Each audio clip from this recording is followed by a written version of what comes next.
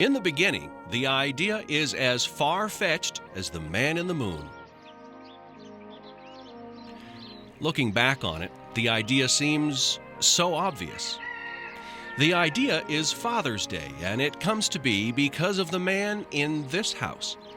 This is the Smart House, established by William and Ellen Smart in Washington Territory, 1889, near the present-day town of Wilbur. Mr. and Mrs. Smart run a cattle ranch and have 6 children. Their world changes in March of 1898 when the family receives the very sad news that Mrs. Smart is dead. The youngest child runs out the front door in disbelief and calls for his mother. Mr. Smart retrieves the little boy, carries him back into the house, and sits with him in the parlor until he's fast asleep. The oldest child, 16-year-old Sonora Louise, now the only woman in the house, wonders what will happen to the family. In his grief, Mr. Smart resolves to keep his family together. He raises all 6 children to adulthood alone. A century later, we look back on this house as the nativity of Father's Day. Everybody works but Father, and he sits round all day, feet in front of the fire, smoking his pipe of clay.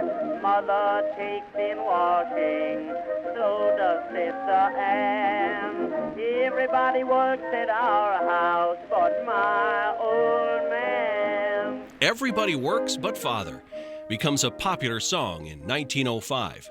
But Sonora finds the song insulting. She remembers her father did everything.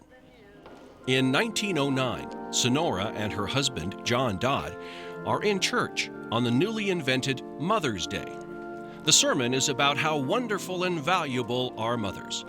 In her mind, Mrs. Dodd drifts back to her childhood. What about Father's Day? She petitions the Spokane Ministerial Alliance and the Spokane YMCA to support the cause. The idea catches on. The first Father's Day is celebrated in Spokane on June 19, 1910, with window displays, proclamations, and a parade. The day is reported in 7 national newspapers. Mr. and Mrs. Dodd and their young son Jack move into this home on Spokane's South Hill in 1913. President Wilson makes Mother's Day an official national holiday in 1914. But Mrs. Dodd will labor for the next 60 years from this house to make Father's Day an official national holiday. She is inspired for the rest of her life by her father, William Jackson Smart, her father-in-law, James Jefferson Dodd, and her hometown by the river, Spokane. We welcome you and invite you to bide here with us. The music of the tom-tom is hushed, but the waters will sing on with you always. The rainbow of assurance in the fall's mist is yours, and the pots of gold at the end of the rainbow will ever for you remain brim-filled. You questers for song, you seekers for nature knowledge, you wayfarers for wealth, bide here with us. Mrs. Dodd is a prolific writer of poems and letters. She makes countless dolls as gifts for local children. She paints red roses, the flower of Father's Day, and collects father teacups. Mrs. Dodd becomes vice president of the Ball and Dodd Funeral Home when she and partners establish it in 1937. Yet, perpetually out of her reach is the one thing that will make Father's Day an official national holiday, a presidential signature. President Nixon delivers that in 1972, the year Jerry and Bev numbers, by the Dodd House. The address is 603 South Arthur. It is an amazing little craftsman house with phenomenal rock and rock walls. The inside is very stately and yet very simple. It's warm. Mr. and Mrs. Numbers have no idea of the historical significance of the home when they buy it. The mother of Father's Day lived here. The father behind Father's Day died here.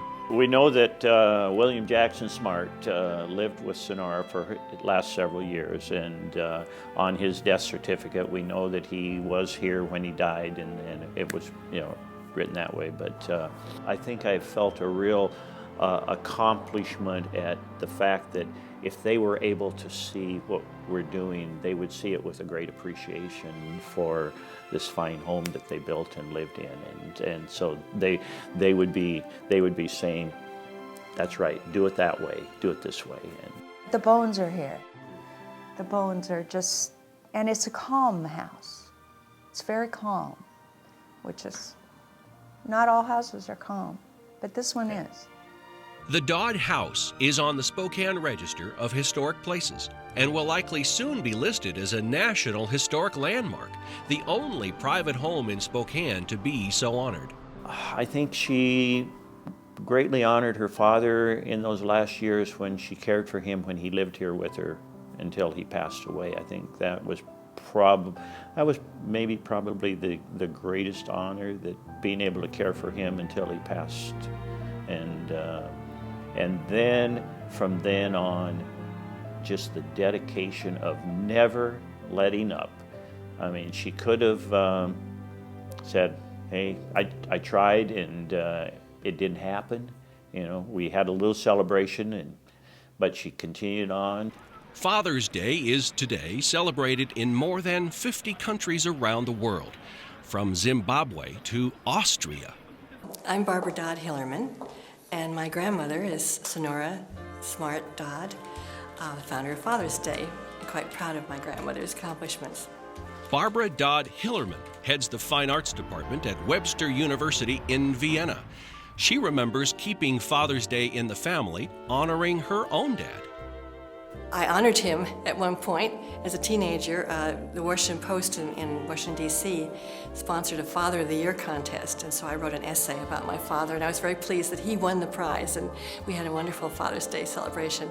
As a family, we celebrated Father's Day like a lot of families with a nice dinner, gifts for my father, cards, and of course, one added feature is I always sent a Father's Day card to my grandmother each year. Hallmark is the largest manufacturer of greeting cards in the United States. 2010 is its centennial too. Over the years, Hallmark cards help millions of sons and daughters express a few simple words for Dad on his day. Well, my grandmother was a tall woman, an attractive woman. In public, she always dressed like an executive in business suits with nice blouses, generally a hat, or I remember her wearing berets. And I think she radiated a lot of energy. She had to be, I think, very proactive to accomplish what she did, but she also was somewhat of a romantic, I think, and that's expressed in her poetry and her paintings, her extreme interest in Native American culture. Even when I visited her as an older woman who was bedridden, you never thought of her as being a weak little old lady. She always radiated a lot of energy and was always extremely alert and intelligent, even to the end of her life. The church in which Mrs. Dodd is sitting when she has the idea for Father's Day still stands at 3rd and Howard in downtown Spokane. A plaque by the main doors tells the story. The centennial of Father's Day will be celebrated on June 20th, 2010. On that day, a monument will be dedicated here, where the woman who invented Father's Day rests beside the man who inspired it. We often hear that one person with a good idea can make a difference in the world. In the case of Father's Day, believe it or not, it's true. A mother created Father's Day, and she lived in Spokane. I think my grandmother is a challenge to live up to, for all of us, actually.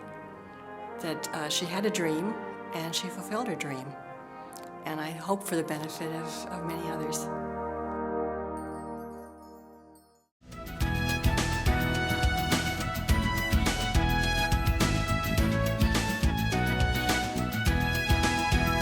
If you have an idea for Northwest Profiles, send it to KSPS TV, 3911 South Regal, Spokane, Washington 99223. Northwest Profiles is a presentation of KSPS Public Television.